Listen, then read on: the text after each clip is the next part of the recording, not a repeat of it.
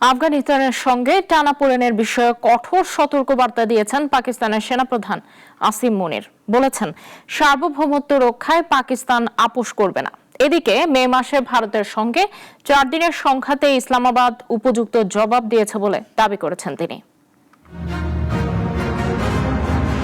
আফগানিস্তানের সঙ্গে চলমান টানাপোড়েন নিয়ে কড়া অবস্থান জানিয়েছেন পাকিস্তানের সেনাপ্রধান জেনারেল আসিম মুনির। তিনি বলেন, আফগানিস্তানের কাছে স্পষ্ট বার্তা পৌঁছে দেওয়া হয়েছে, পাকিস্তান শান্তিপ্রিয় দেশ হলেও নিজের সার্বভৌমত্ব, ভৌগোলিক অখণ্ডতা কিংবা জাতীয় সংকল্প দুর্বল করার সুযোগ কাউকেই দেওয়া হবে না।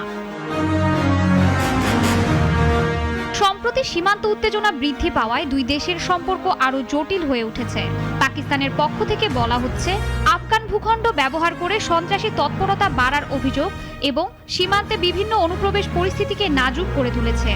এসব ঘটনার প্রেক্ষিতে ইসলামাবাদ জানিয়েছে, জাতীয় নিরাপত্তা নিশ্চিত করতে প্রয়োজনীয় সব পদক্ষেপ নেওয়া হবে। এদিকে চলতি বছরের মে মাসে পাকিস্তান ও ভারতের মধ্যে তীব্র উত্তেজনা তৈরি হয়। দুই দেশের সামরিক বাহিনী সীমান্ত পেরিয়ে হামলা পাল্টা হামলায় জড়িয়ে পড়ে।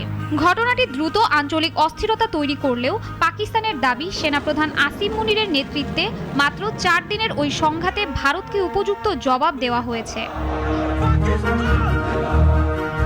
বিশ্লেষকদের মতে, পাকিস্তান 3 দিকেই আফগানিস্তান, ভারত এবং অভ্যন্তরীণ নিরাপত্তা চাপে রয়েছে।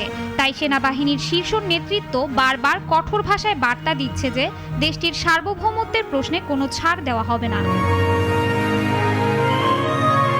আঞ্চলিক বিশ্লেষকরা আরও বলছেন, পাকিস্তানের এই অবস্থান দক্ষিণ এশিয়ার নিরাপত্তা পরিস্থিতিকে আরও জটিল করতে পারে। কারণ আফগানিস্তানের অস্থিতিশীলতা, পাকিস্তান ভারত উত্তেজনা এবং সীমান্ত নিরাপত্তা নিয়ে বিরোধ পুরো অঞ্চলের স্থিতিশীলতার ওপর দীর্ঘমেয়াদী প্রভাব ফেলতে পারে। জেনারেল আসিম মুনিরের সাম্প্রতিক বক্তব্য তাই শুধু অভ্যন্তরীণ বার্তা নয়, প্রতিবেশী দেশগুলোর উদ্দেশ্যেও এক ধরনের কূটনৈতিক সংকেত। পাকিস্তান শান্তি চায়, তবে জাতীয় নিরাপত্তার ক্ষেত্রে আপোষহীন। শাশ্বতী সরকার, নাগরিক।